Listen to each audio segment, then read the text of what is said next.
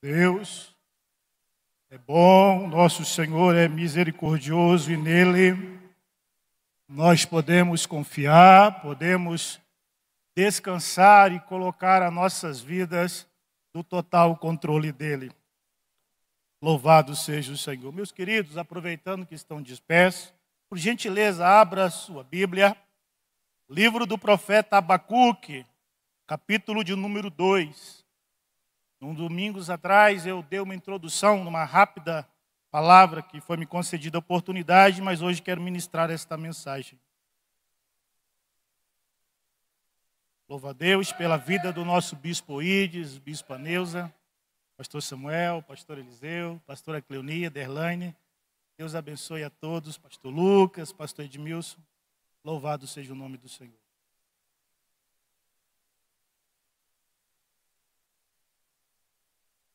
Abacuque, capítulo 2, diz assim a palavra do nosso Deus. Sobre a minha guarda estarei, sobre a fortaleza me apresentarei e eu vigiarei, para ver o que fala comigo, e o que eu hei de responder quando eu for arguido. Então, o Senhor respondeu e disse: escreve a visão, torna bem legível sob tábuas, para que a possa ler o que correndo passa. A visão é ainda para o tempo determinado, e até o fim ela falará e não mentirá. Se tardar, esperam. Certamente virá, não tardará. Eis que a sua alma se incha, não é reta nele. Mas o justo, pela sua fé, viverá. Louvado seja o Senhor. Você pode assentar, bendizendo o Senhor.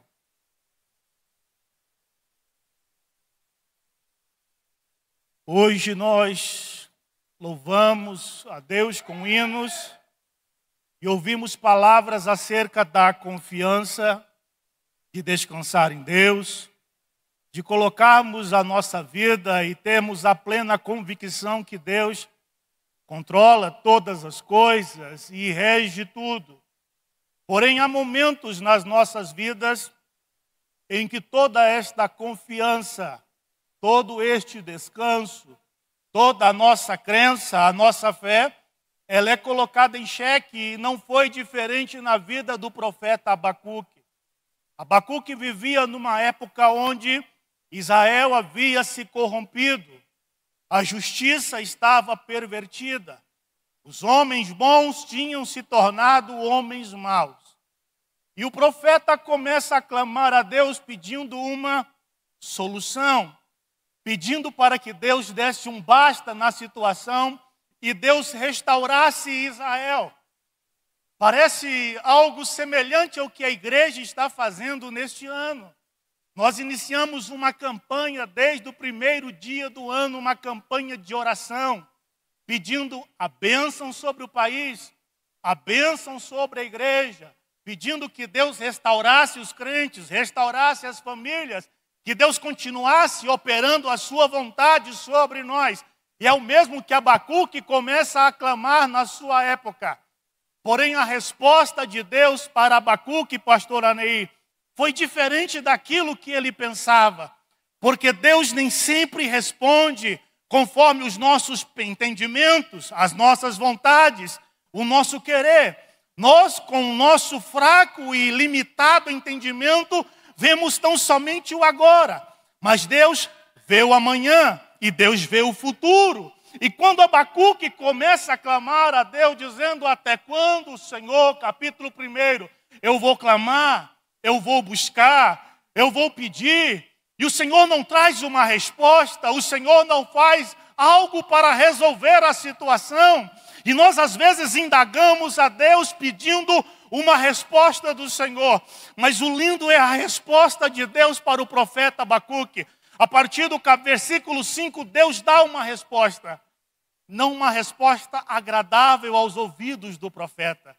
Deus não diz: vou resolver totalmente a situação de forma fácil e tranquila.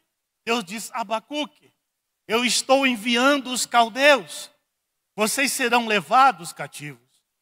Abacuque, por 70 anos vocês vão sofrer. Grande será a perda. Chegará um momento sim em que vocês vão clamar, mas vocês vão sofrer demais. A nação será devastada, será totalmente destruída.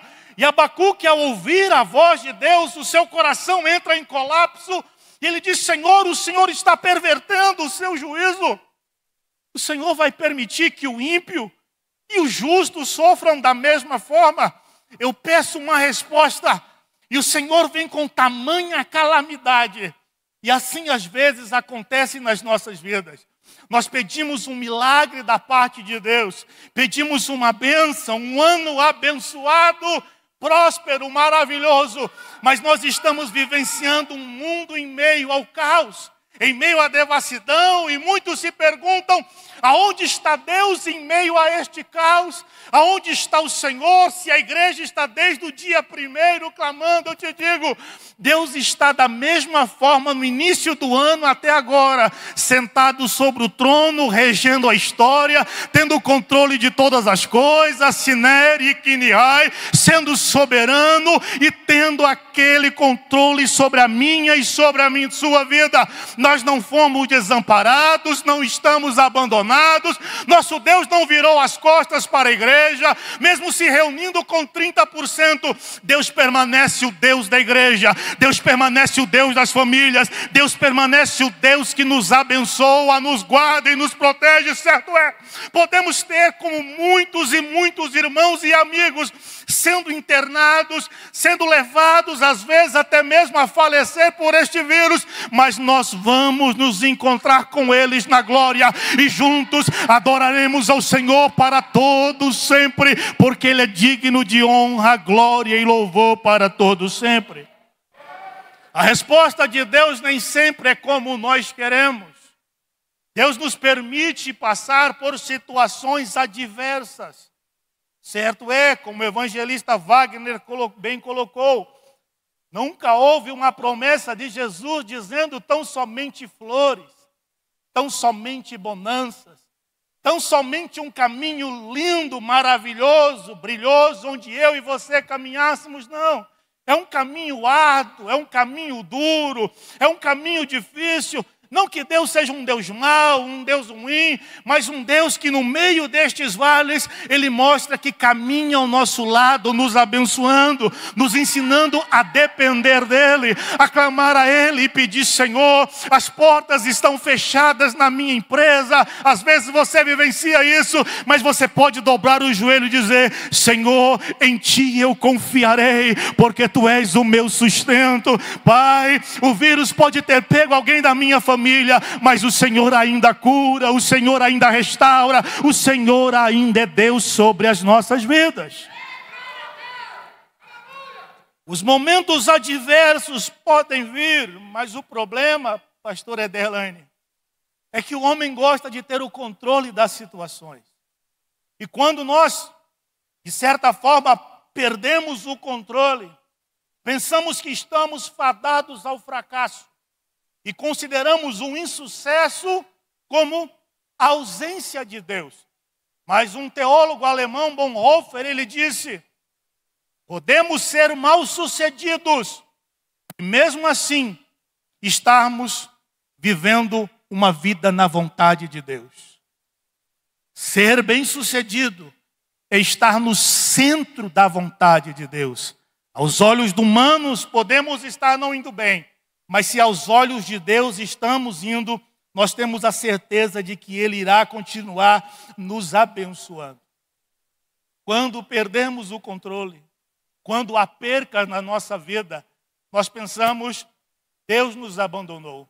E aí eu olho para os evangelhos, há um momento em que Jesus, o evangelho segundo escreve Marcos, a Bíblia diz, pastor Eliseu, que Jesus obriga os discípulos a pegarem os barcos e irem navegar. Jesus não entra no barco com eles, mas dá uma ordem: vão para o mar. Quando eles adentram os seus barcos, começa a vir uma grande e terrível tempestade, ou seja, Jesus os mandou para o perigo. Mas como que Jesus permite, e ele sabendo, ele sendo onisciente, que os seus discípulos adentrassem aquele mar e começassem a navegar, e a Bíblia diz que as ondas eram contrárias, e eles já estavam ficando cansados, eles não conseguiam sobrepor aquelas ondas, mas foi sobre a ordenança de Jesus. Mas aí Jesus aparece e repreende o mar, repreende os ventos e cuida daquelas vidas. Deus pode nos permitir entrar e até mesmo nos ordenar a ir em meio ao mar, em meio ao caos, mas a sua bênção estará conosco e a sua proteção será sobre as nossas vidas. Abacuque entra em colapso. Não consegue digerir como Deus é bom, permitiu isso. E aí o capítulo 2, ao qual nós lemos, os primeiros versículos, a Bíblia diz que ele resolve esperar uma outra resposta de Deus. E ele diz: eu vou ficar como um atalaia para ver aquele que fala comigo. E eu acho lindo, pastor Samuel, a forma que Deus trata o capítulo 2. O profeta estava desesperado, como a nossa nação está desesperada e o mundo. Aí Deus fala: Abacuque, eu vou te dar algumas palavras. Você vai pegar elas e vai escrevê-las em grandes tábuas, e você vai colocar nas paredes para que o homem, mesmo que correndo desesperado, ele possa parar e ler o que está escrito nas tábuas. Certo era, quando a nação babilônica invadisse Israel e destruísse tudo, Jerusalém, o povo sairia correndo de um lado para o outro. Mas o lindo é o teor daquilo que estava escrito. Deus estava dando a Abacuque palavras de condenação aos caldeus. Então o que Deus estava dizendo para Abacuque era: Abacuque, quando a nação começar a ser destruída e vocês ficarem preocupados, perturbados e desesperados e começarem a correr, quando vocês olharem nas tábuas, vocês vão ver, haverá um dia de restauração, haverá um dia de refrigério. Nós podemos confiar, Deus vai nos resgatar do cativeiro, Deus vai nos restaurar a nossa pátria e a nossa cidade será reconstruída. Louvado seja o nome do Senhor.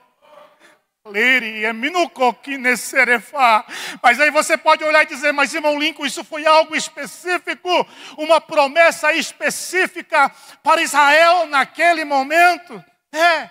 Mas vamos trazer para os dias de hoje. Pastora Micaela e pastor Lucas Fernandes fizeram aniversário de casamento.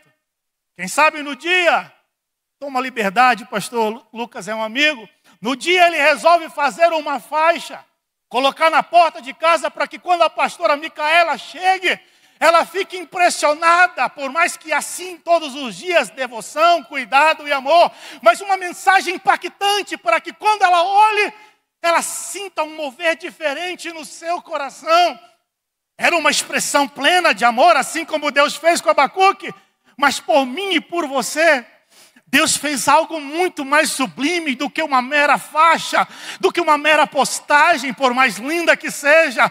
Deus levantou o seu filho na cruz do Calvário, para que quando eu e você entrássemos em desespero, entrássemos em aflição, em dores e lágrimas, correndo para um lado e para o outro, nós olhássemos para a cruz do Calvário, olhássemos para Jesus, e aí, como o escritor aos Hebreus diz, olhando para o autor e consumador da nossa fé, nós pudéssemos olhar e dizer: há esperança de dias melhores, há esperança de vida eterna, há esperança de paz, há esperança de restauração, porque as aflições do tempo presente não são para se comparar com a glória que em nós há de ser revelada. Aqui nós vamos chorar muito ainda. Não estou sendo um profeta do caos, mas é a realidade. Mas haverá um dia, Jairinho, em que só haverá alegria nos nossos lábios, só haverá paz no nosso coração. Nós vamos olhar para Jesus, como João escreveu: assim como Ele é, nós o veremos, e assim como Ele é também, nós seremos. Louvado seja o santo nome do Senhor. Haverão dias melhores. Tanto é que após a resposta de Deus nas tábuas, pastor Marcos Queiroz, capítulo 2, quando a gente lê Abacuque 3, ele é um homem transformado, pastor Samuel. Aquele profeta preocupado, desesperado, como às vezes eu e você estamos nestes dias, com um coração doído, sem saber o futuro, o que aconteceria, quando ele começa escrevendo o capítulo de número 3, após ouvir a declaração de amor de Deus, ele já ora, pedindo a Deus que avivasse a sua obra, para que Deus abençoasse no meio dos anos, a notificasse, e Deus se lembrasse da sua misericórdia em meio à ira. Certo é que quando Deus fala com Abacuque, Deus como que o leva a contemplar toda a destruição. Caldeus, quando invadiam as nações, eles destruíam as fontes de renda, levavam pessoas cativas. Toda a plantação de Israel seria destruída. Os animais seriam levados.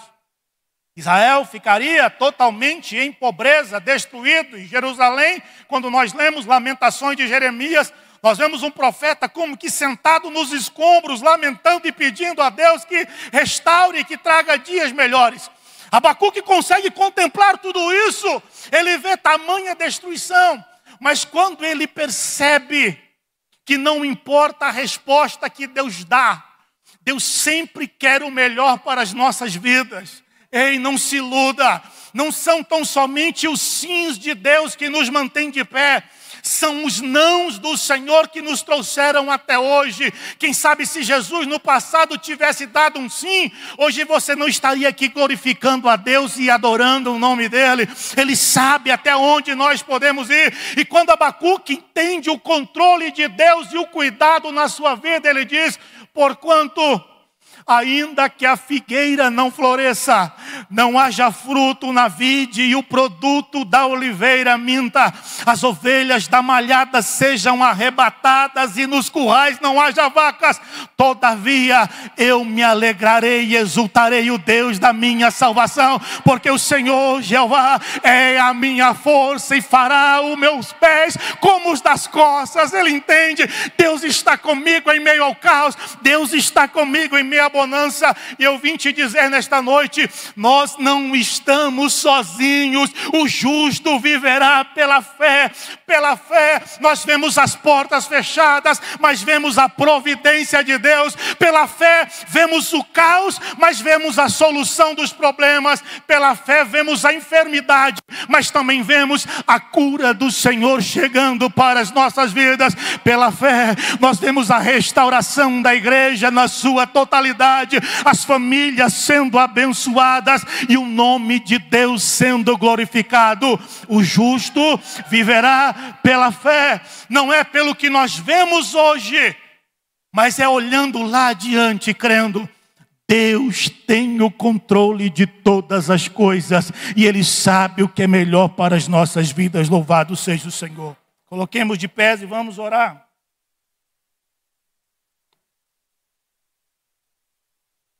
Ele sabe, porque as percas vêm, Ele sabe, porque a enfermidade é como um dia eu estava, por bondade do Senhor, na Paz FM, no Ponto de Vista, falando sobre a bondade de Deus. E aí um ouvinte, pastor Samuel, mandou uma pergunta. Pastor, eu tenho algo a perguntar. Se Deus é bom, por que o meu bebezinho, um dia ele estava dormindo e ele virou-se para o lado e morreu sufocado? Deus é bom, pastor. Por que tal coisa aconteceu? E às vezes nós que estudamos tanto, gostamos de ter resposta para tudo. Aí eu olhei, conversando naquela hora com o Luiz e dando a resposta para o ouvinte, eu disse, é o mesmo que eu te digo para um questionamento que você tem para Deus. Há perguntas que não cabe aos homens dar respostas. Mas um dia, quando nós chegarmos na eternidade, nós vamos entender tudo que nós passamos. Foi para crescimento, fortalecimento e para que nós conseguíssemos chegar nos céus para a glória do Senhor. Vamos orar, eu quero ouvir você orando comigo, meu Deus. Nós adoramos e exaltamos o Teu nome.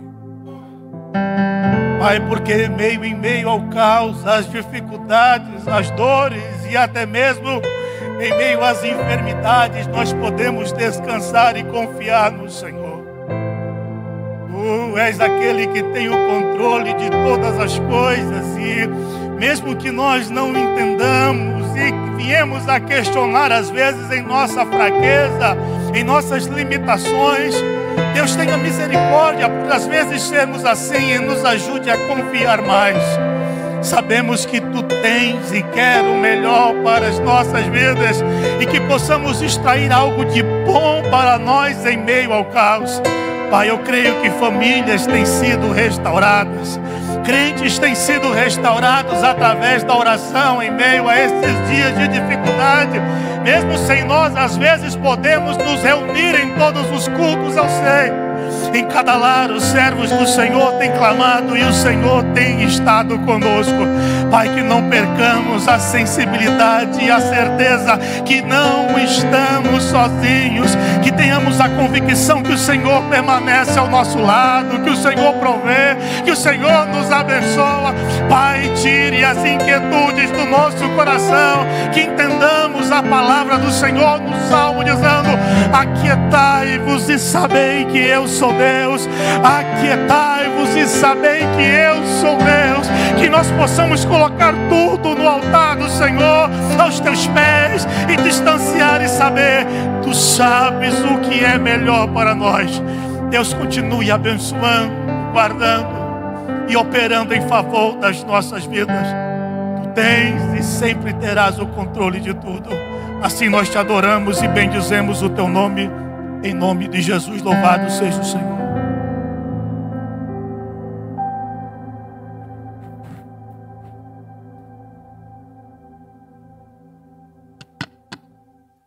Glória a Deus.